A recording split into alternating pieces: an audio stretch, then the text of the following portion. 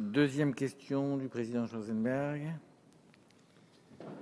Merci. Le 5 février, à sa dernière conférence de presse, le chef de l'État a prôné, je le cite, la rapidité de l'action publique et a engagé le Parlement à voter les lois, je le cite encore, beaucoup plus vite. C'est un peu inverser les responsabilités, car en réalité, la lenteur de l'élaboration des lois, qui sont généralement des projets de loi, tient souvent aux méthodes dysfonctionnelles utilisées par l'exécutif. Certains projets de loi sont d'une longueur très excessive, comme la loi Macron, avec ses 106 articles initiaux devenus 200 au fil du temps.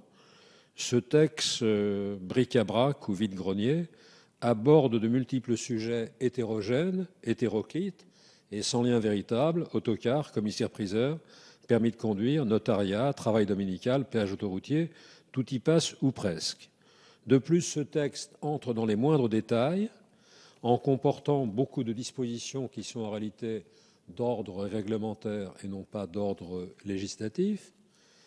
Et plusieurs autres projets de loi présentent ces mêmes défauts qui ralentissent évidemment leur examen par le Parlement, comme la loi Allure ou la loi sur la transition énergétique. Ils sont eux aussi des textes fleuves, prolixes, diffus. De plus, ces textes étant souvent insuffisamment préparés en amont, le gouvernement doit fréquemment introduire pendant le débat parlementaire des amendements modifiant ses propres projets de loi.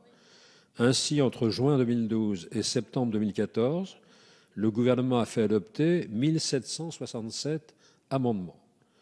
Bref, s'il souhaite, comme il le dit, que le Parlement légifère plus vite, l'exécutif est-il prêt à renoncer à certains projets de loi monumentaux, mais un peu creux, qui encombrent assez inutilement l'ordre du jour?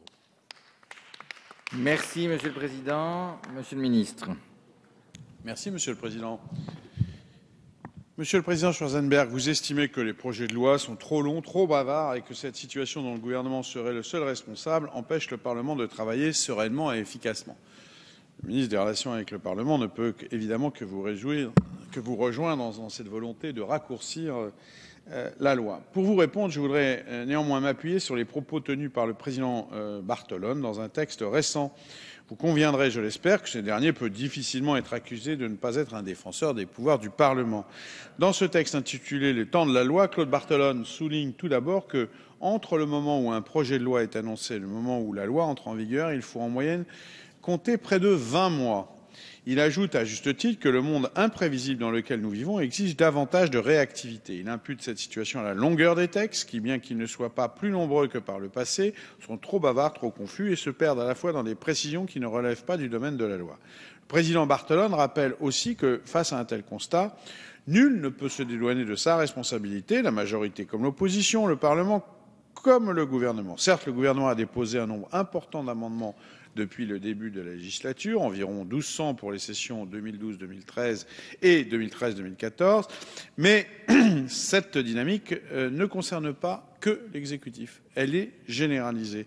Je tiens ainsi à rappeler que pour les mêmes sessions, ce ne sont pas moins de 53 600 amendements qui ont été déposés par les députés, ce qui constitue un record.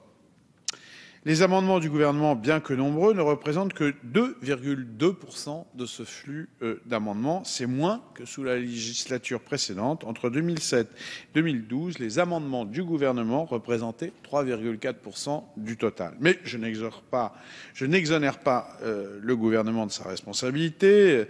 Souvent, les amendements sont déposés après le délai limite, ce qui nuit à la qualité du travail législatif. Des dépôts tardifs peuvent être justifiés lorsqu'ils sont la traduction d'un consensus qui s'est formé après l'expiration du délai limite ou d'une difficulté technique lourde. Mais ils ne sauraient être systématiques. C'est pourquoi j'ai demandé aux membres du gouvernement d'éviter autant que possible les dépôts hors délai. Notre responsabilité est partagée dans les difficultés. Il nous appartient ensemble de faire le bilan de la révision de 2008.